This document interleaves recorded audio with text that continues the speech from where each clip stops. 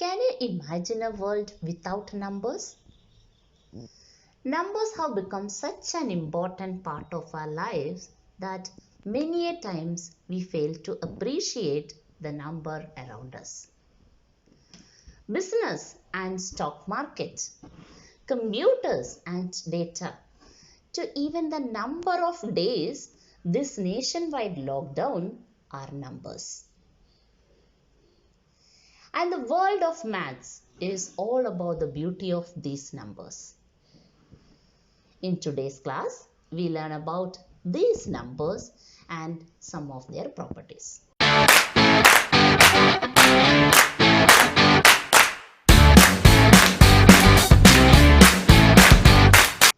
The world of numbers consists of wide variety of groups.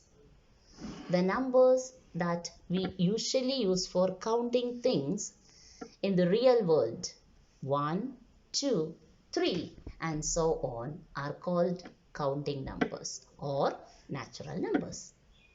These numbers are represented by the letter capital N. Let me put them aside. 1, 2 and 3. Now, natural numbers are the most common numbers to represent everything we see around us. But then, what do we use to represent nothing? What if you had one chocolate and then your greedy brother stole it? How many are you left with now? And so our great Indian mind created the zero. Now, the zero along with these numbers are known as whole numbers. And then we have negative numbers. Now you will wonder, why negative numbers?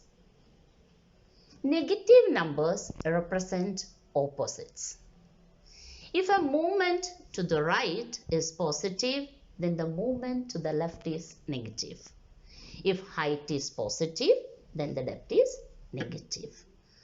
So even when you think that these numbers don't really exist, they are quite real and useful. Now look what we have made here. This line with all the numbers on it is called number line. The counting numbers that right of the zero is known as natural number. The natural number with zero is known as whole number. And this whole number is represented by capital W. The numbers together, this natural number 0 and this negative number together is called integer and it is represented by the capital letter Z. Now why Z? Z is for the German word Zahlen, which means numbers. Remember the greedy brother that we spoke about earlier who stole your chocolate? What did the wise mother do? To keep both her sons happy, she divided the chocolate and gave one part of the whole to each son. That, dear students, is the mother showing you what is fractions. A fraction is a part of a whole. Mathematically, we represent fraction as A by B, where A and B both are positive and B is not 0. Wait, that means fraction can never be negative. But then what about this minus 1 by 3 and minus 5 by 9 that we have seen in many questions? A representation A by B in which A or B can be negative is called rational numbers. So rational numbers are represented by the letter Q. Why Q? Dividing A by B gives you a quotient. Hence, we can use the letter Q. But what help is known about type of numbers if we don't know how these numbers behave? So let us quickly look through some properties of these numbers. The properties that we are going to learn are closure property, commutative property, associative property, and distributive property.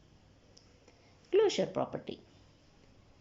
Closure property is satisfied by all the four operations. If A and B are two rational numbers, A plus B is a rational number, A minus B is a rational number, A into B is a rational number, A divided by B is also a rational number.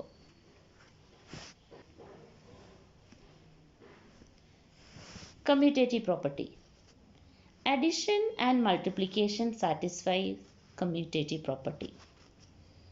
If A and B are two rational numbers, then A plus B is equal to B plus A into B is equal to B into A. But A minus B is not equal to B minus A. A divided by B is not equal to B divided by A. Associative property. Addition and multiplication satisfies associative property if A, B and C are three rational numbers. A plus B plus C is equal to A plus B plus C. A into B into C is equal to A into B into C. Distributive property. The multiplication of rational number is distributive over their addition and subtraction. Happy learning. Thank you.